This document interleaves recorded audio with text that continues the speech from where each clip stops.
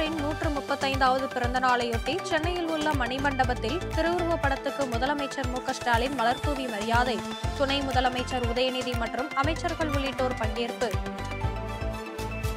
குஜராத் கடற்கரை பகுதியில் 1800 கோடி ரூபாய் மதிப்பிலான போதைப் பொருட்கள் பறிமுதல்.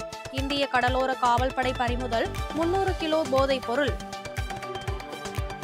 அம்பேத்கர் சிலைக்கு தவேக தலைவர் விஜய் மாலை அணிவித்து மரியாதை. சமூகத்தில் ஏற்றத்தாழ்வுகள் நீங்கி சமத்துவம் என்றும் நிலைத்திட உறுதியேற்போம் என எக்ஸ் தள பதிவு.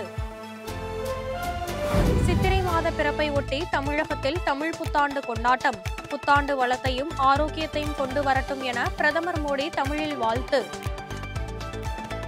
உலகில் எங்கு வாழ்ந்தாலும் தமிழர்களைப் போல ஒன்றாக பிணைப்பது தமிழுணர்வு.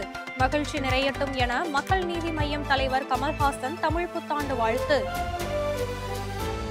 தமிழ் புத்தாண்டு உலக மக்கள் அனைவருக்கும் புத்துணர்ச்சியையும் தொழில் வளம், பொருளாதார வளத்தையும் தருவதாக அமையட்டும். திருவாவடுதுறை ஆதீன மடாதிபதி வாழ்த்து.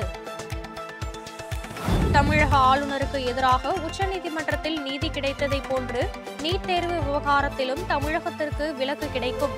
திமுக எம்பி கனிமொழி பேட்டி. தமிழ் புத்தாண்டையொட்டி கன்னியாகுமரி ஆதிபராசக்தி கோவிலில் காய் கனிகள் படைக்கப்பட்டு சிறப்பு வழிபாடு. பக்தர்களுக்கு கை நீட்டமும் வழங்கல். மீன் வளத்தை பாதுகாக்கும் வகையில் இன்று முதல் ஜூன் 14ஆம் தேதி வரை 61 நாட்களுக்கு மீன்பிடிக்க தடை. மீன்பிடி தடைக்காலம் அமலுக்கு வந்துள்ளதால் மீன்கள் விலை உயர வாய்ப்பு. தமிழ் புத்தாண்டை முன்னிட்டு மதுரை திருமங்கலம் ரஜினி கோயிலில் குடும்பத்துடன் பொங்கல் வைத்த ரசிகர்.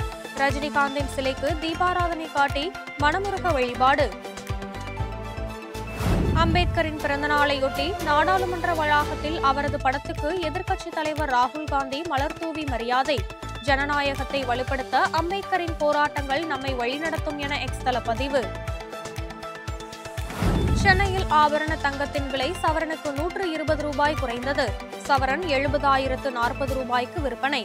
1 கிராம் தங்கம் 8,755 ரூபாய்க்கு விற்பனையாகிறது. திருப்பதி ஏழுமலையானுக்கு மொட்டையடித்து தலைமுடி காணிக்கை செலுத்திய ஆந்திர மாநில துணை முதல்வர் பவன் கல்யாணின் மனைவி. சிங்கப்பூர் பள்ளியில் ஏற்பட்ட தீ விபத்தில் மகன் உயிர் தப்பியதற்காக காணிக்கை. பாலிவுட் நடிகர் சல்மான் கானுக்கு மீண்டும் கொலை மிரட்டல்.